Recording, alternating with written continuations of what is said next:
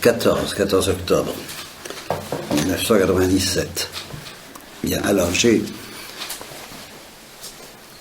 oublié, on peut dire, en tout cas je ne me suis pas avisé de vous dire à propos de cette crainte de Dieu dont je vous ai parlé la dernière fois, que d'une certaine manière c'est un cadeau que Dieu mendie de notre part. Ça ne s'impose pas. C'est un cadeau que l'infini mendie de notre part. Dans l'Ancien Testament, l'infini nous offre sa proximité. Il a offert aux Juifs sa proximité. Veux-tu que je sois proche de toi? Et je ne peux pas être proche de toi si tu n'acceptes pas d'avoir une certaine crainte sacrée devant le Deus excelsus terribilis, le Dieu très haut et redoutable. Sinon, si on n'accepte pas d'avoir cette crainte sacrée, eh bien on prend la fuite, ce qui n'est plus, je vous ai parlé, ce qui est le refus de la crainte sacrée. C'est un cadeau qu'on fait, on accepte d'avoir la crainte sacrée, sinon on s'enfuit. Et on enfouit le don de Dieu, comme je vous ai dit la dernière fois. Et ça peut nous entraîner très loin. Bon, l'activisme est souvent dénoncé comme une fuite devant cette espèce de proximité de l'infini que Dieu propose aux Juifs. Mais il n'y a pas que l'activisme, ça peut aller encore plus loin. Ça peut aller dans « je ne veux pas le savoir » pour tout ce qui pourrait nous faire peur de la part de Dieu. Ça peut aller jusqu'à perdre la foi. En disant, je ne sais même pas si cet être-là existe, parce qu'on le fuit, à force de fuir. C'est ce que dit Thérèse quand elle dit, je ne pensais pas qu'il puisse y avoir des incroyants. Je me disais, c'est pas possible, c'est tellement évident qu'ils parlent contre leurs pensées. Et puis j'ai compris qu'à force de résister aux grâces, de mépriser les grâces, d'échapper aux grâces, de fuir les grâces, et les grâces qui nous invitent à avoir peur de l'infini, parce qu'il se rapproche, eh bien on peut en arriver à douter de son existence, et à très bien savoir ce que tout ça veut dire, et parce que je ne veux pas savoir, vous m'embêtez, et ça aboutit à l'incrédulité. Alors, retenez bien donc que c'est un cadeau que Dieu nous mendie. Et ça devient un cadeau plus extraordinaire encore. Et c'est là-dessus que je voudrais insister ce matin. Lorsque non seulement l'infini nous propose d'accepter sa proximité, comme aux Juifs, mais quand Jésus nous propose l'intimité avec l'infini. Ce qu'il est rigoureusement le seul sur la terre à avoir proposé aux hommes. Ni Mahomet, ni les hindous, ni Bouddha, ni aucun messie ou prophète n'a jamais proposé aux hommes l'intimité avec Dieu, une intimité qui implique une fusion totale, une dissolution absolue de notre être dans l'être divin, mais en même temps un dialogue, ce que les hindous ne comprennent pas, le dialogue trinitaire précisément. Jésus est rigoureusement le seul à nous avoir offert cela. Et devant cette offre, le premier réflexe de Pierre, et c'est un bon réflexe, c'est « éloigne-toi de moi, car je suis un pécheur ». Il y a de quoi avoir peur encore plus. Encore plus. Et j'insiste sur la gravité du péché de fuite, qui est l'âme de tout ce dont les auteurs spirituels se plaignent. Catherine de Sienne, paraît-il, n'arrête pas, plutôt Jésus n'arrête pas de se plaindre de la tiédeur des religieux. Eh bien, la tiédeur, c'est pas la faiblesse, c'est pas le fait d'être pécheur, c'est pas le fait d'avoir peur de la souffrance, c'est pas le fait d'hésiter à faire des sacrifices, c'est même pas le fait d'être orgueilleux. Non, c'est le fait de fuir, en disant je ne veux pas le savoir, parce que j'ai la mauvaise peur et je ne veux pas avoir la bonne peur. Et alors ça donne justement, si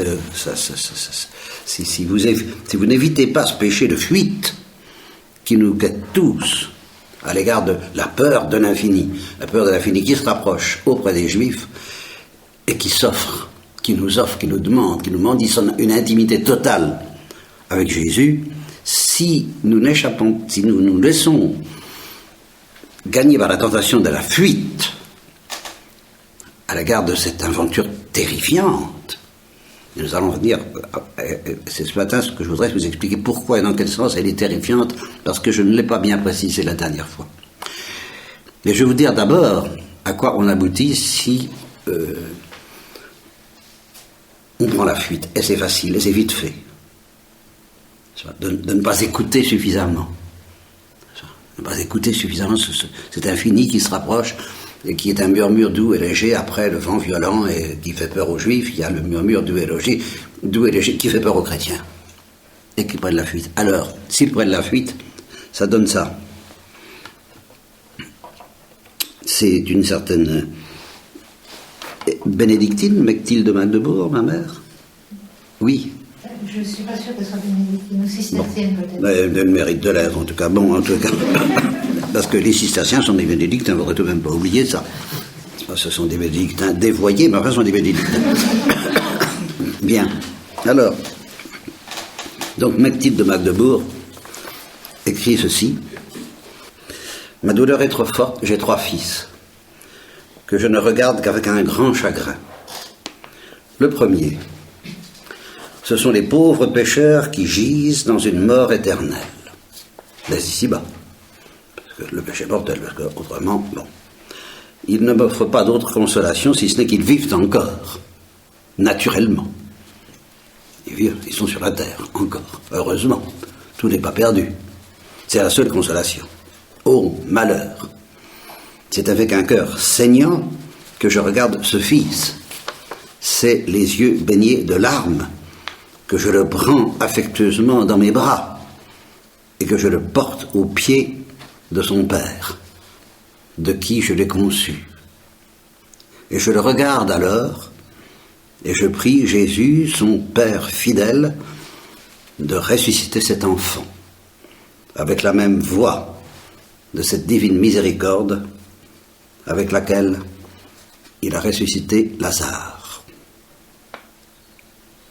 Mon second fils, ce sont les pauvres âmes qui souffrent dans le purgatoire, à qui je dois donner à boire le sang de mon cœur. Quand je prie pour elles, et que je considère les peines particulières et l'odeur amère qu'elles souffrent pour chaque péché, j'éprouve une douleur de mère. Mon troisième fils, ce sont les religieux ou gens d'église imparfaits, disons tièdes, selon le langage de Catherine de Sienne, disons qu'ils prennent la fuite devant l'infini, selon le mien. Quand je considère mes 3 enfants, je n'en trouve aucun qui me cause plus de douleur. En effet, ce troisième fils s'est jeté tellement jeté avec les sens extérieurs dans les choses qui passent. Il s'éloigne tellement de celles du ciel qu'il en a perdu la noblesse des habitudes et la douceur de la familiarité divine, où Dieu, par une élection particulière, l'avait attiré. Donc ça, c'est le danger que nous courons si nous fuyons. Et nous allons maintenant regarder le danger que nous courons si nous ne fuyons pas. Et alors, ce n'est pas d'avoir peur du Deus excessus terribilis, c'est bien d'avoir peur de l'infini, mais sous un aspect que je n'ai pas suffisamment souligné la dernière fois, et pourtant je vous en ai parlé souvent, j'en ai parlé toute ma vie d'une certaine manière, mais j'ai besoin d'y revenir aujourd'hui. Parce que cet aspect de Dieu dont je vais vous parler, je vous en ai parlé souvent pour vous inviter à l'aimer, à le convoiter, à le désirer et à épuiser votre confiance. Je veux vous en parler aujourd'hui pour vous apprendre d'abord à en avoir peur. Parce que si vous n'acceptez pas de lui faire le cadeau à cet aspect de Dieu, d'en avoir peur, vous ne connaîtrez pas le reste. Vous ne pourrez pas justement vous jeter dans les bras de Dieu ou de la Sainte Vierge, je vous l'ai déjà dit, pour trouver l'intimité avec l'infini. Cet aspect de l'infini, il faut en avoir peur.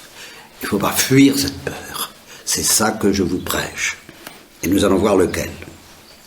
Je l'ai déjà, c'est un texte de Froissart, je vous l'ai déjà lu, mais je dois y revenir, il est en situation aujourd'hui. Si on n'a pas l'humilité naturelle, ou acquise par une recommandable prudence, si on n'a jamais eu, ne fût-ce qu'un instant, par intelligence ou par grâce, le sentiment de l'éblouissante pureté de Dieu, on mesure mal la difficulté qu'il peut y avoir à réunir pour toujours l'être qu'il est et celui que nous sommes, l'intimité avec l'infini, dans sa pureté. Quand je parle dans le récit de ma conversion de l'exultation du sauvé, de la joie du naufragé recueilli à temps, et que je note cette différence, que c'est au moment où je suis hissé vers le salut que je prends conscience de la boue dans laquelle j'étais sans le savoir englouti. Oui, j'étais dans la boue, sans le savoir. Et c'est ça qui doit faire peur. Mais pour le faire peur, il faut accepter d'avoir peur. Et je ne l'ai su qu'en sortant. Quoi? Étais-je donc si abominable? Mon père me considérait comme inapte et décourageant, sans plus. Et pourtant, cette fange dont je dégoulinais au soleil, était-ce un produit de mon industrie personnelle? Je ne crois pas. C'est simplement la violence suave de cette lumière devant moi qui me révélait une indignité où il n'entrait d'ailleurs ni remords, ni repentir, ni aucun sentiment de culpabilité, mais plutôt cette sorte de confusion accablée qui incline moins à la confession qu'aux excuses. Les excuses, savoir s'excuser, eh oui. J'étais vraiment dans ma joie désolé de n'avoir à offrir en échange de tant de beauté, voilà, la beauté dont il faut avoir peur, qu'une insignifiante condensation de néant. Je n'en ai que mieux compris par la suite l'entêtement des saints, qui sont bien les meilleurs des hommes, eux, à s'écraser dans une contrition qui pourrait paraître une affectation d'humilité si elle n'était pas la conséquence directe de cette présence, plus ou moins vivement ressentie, dans laquelle ils vivent. Voilà, parce qu'ils ne fuient pas. Voilà, ils ne fuient pas la présence, alors ils ont peur. Évidemment, ils sont écrasés par la contrition, évidemment. Évidemment. Qui les appelle à une amitié invraisemblable, évidemment. L'intimité avec l'infini, non mais oh. L'intimité du néant avec l'infini, non mais oh. Eux, ils comprennent, et ils ont peur. Mais ils ne fuient pas. Et qui, donc joignant ainsi une générosité sans exemple à une splendeur sans fin, cette présence change leur étonnement en reconnaissance et la reconnaissance en adoration. Qu'est-ce que c'est que l'adoration? C'est le cadeau de notre crainte. Nous faisons par amour le cadeau de craindre. Et ça s'appelle adorer. L'infini. Oui, au lieu de te fuir, je t'offre ma peur. Ô infini. Ils savent, par la bonté de leur cœur, ce que j'ai appris sans effort ni mérite ni résultat, de tous les dons de Dieu, le premier et le plus étonnant, c'est son amour pour nous. Bien, c'est ça le salut, et je dis que ce n'est pas facile. Pourquoi? Parce que seule la comparaison avec Dieu, donc à condition de ne pas fuir, toujours la même chose, seule la comparaison avec Dieu peut nous permettre de prendre conscience du bouillon de ténèbres dans lequel nous trempons avec naturel et parfois même avec élégance. Mais l'effet de cette confrontation risque d'être radical. Ce n'est pas la toute-puissance de Dieu qui nous menace. Voilà les mots que je voudrais que vous écriviez en lettres de feu dans votre cellule et dans votre cœur. Ce n'est pas la puissance de Dieu qui nous menace, ni ce qu'on appelle sa gloire, d'un mot qui a perdu son véritable sens pour s'alourdir d'emphase ornementale et d'attributs dévastateurs. Eh bien, ce ne sont pas les attributs dévastateurs qu'il faut craindre. Ce qui est à redouter, c'est sa douceur. Voilà, craignez, tremblez devant cette douceur. Elle est plus terrible que tout. Terribilis est. C'est locusisté. Ce que sa charité dérobe à notre vue, c'est la fulguration nucléaire de l'infini qui se contracte dans une inconcevable humilité. Alors ça, si vous n'avez pas peur de ça, alors c'est que vous ne comprenez rien, ou que vous fuyez cette peur. C'est l'éternelle et limpide innocence de Dieu qui brise les cœurs. Il ne peut pas apparaître sans que nous portions aussitôt sur nous-mêmes un jugement et une condamnation sans appel ni rémission. Alors Dieu ne veut pas de ça, mais il ne veut pas non plus qu'on prenne la fuite devant ça. Et je continue cette lecture, parce que c'est le fond de tout, hein, c'est le fond de tout ce que j'ai à vous dire ce matin. Dans un autre ouvrage paru 14 ans plus tard, Froissart persiste et signe. Il cite, à sa façon d'ailleurs, la parole de Jésus à Catherine de Sienne, « Je suis celui qui suis, tu es celle qui n'est pas ». Et il ajoute, « L'éblouissante lumière spirituelle qui environne Dieu révèle la présence invisible d'une si grande innocence, voilà, que devant elle, chacun se juge, les meilleurs étant aussi les plus sévères. Et voilà justement ce que dans sa bonté, Dieu ne veut pas, mais il le veut quand même. C'est là où je ne suis pas tout à fait d'accord avec Froissart. Beaucoup, influencés par le jansénisme, se représentent Dieu comme un juge et craignent de paraître devant son tribunal. Et c'est vrai que devant l'indicible pureté de Dieu, nous serons portés à nous condamner nous-mêmes, honteux non pas d'avoir offensé une toute-puissance, mais d'avoir blessé un enfant. Ça, c'est pire que tout. Et ça, il faut accepter de faire le cadeau d'en avoir peur et d'en avoir la contrition.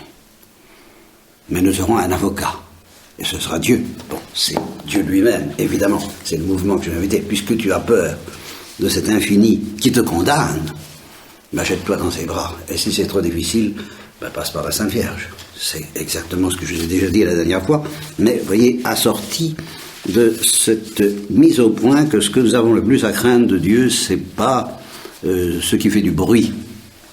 Ce n'est pas l'éclair, le tonnerre, le Sinaï, la justice, la colère, la vengeance. Non, c'est pas ça.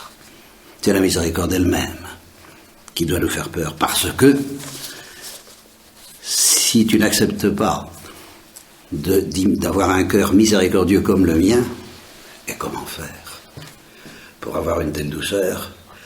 Eh bien, tu ne recevras pas miséricorde.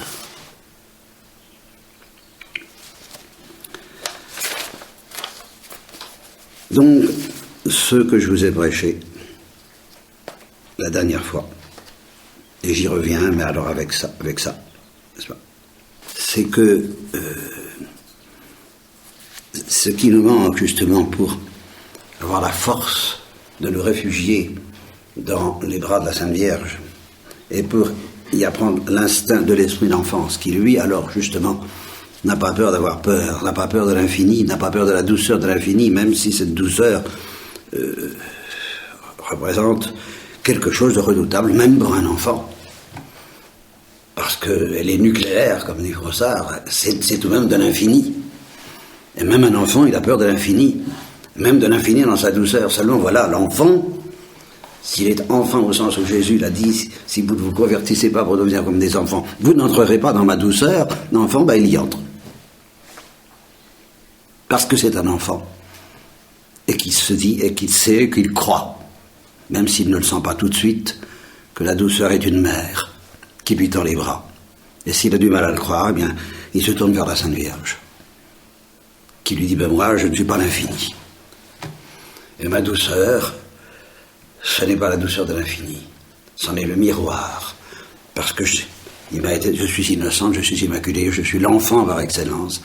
Il m'a été donné d'avoir peur de la bonne crainte, de ce tremblement éternel que nous aurons au ciel devant l'infini, de ce tremblement qui nous précipite d'autant plus que nous l'avons accueilli, que nous ne l'avons pas fui, dans la folie de cette douceur inconcevable, et qui accepte que cette douceur nous déchire le cœur d'une manière inénarrable. Le Saint-Esprit gémit en nous avec des gémissements inénarrables. C'est la douceur de Dieu qui gémit en nous avec des gémissements inénarrables parce que notre cœur est dur et que nous acceptons ou nous n'acceptons pas cette espèce de traitement chirurgical par lequel cette douceur nous déchire constamment. Et le choix que nous avons à faire constamment, le cadeau que nous avons à faire constamment, c'est de nous laisser déchirer au lieu de fuir et de garder notre cœur dur à l'abri de la douceur de Dieu. C'est la grâce que je vous demande de supplier pour moi et pour vous.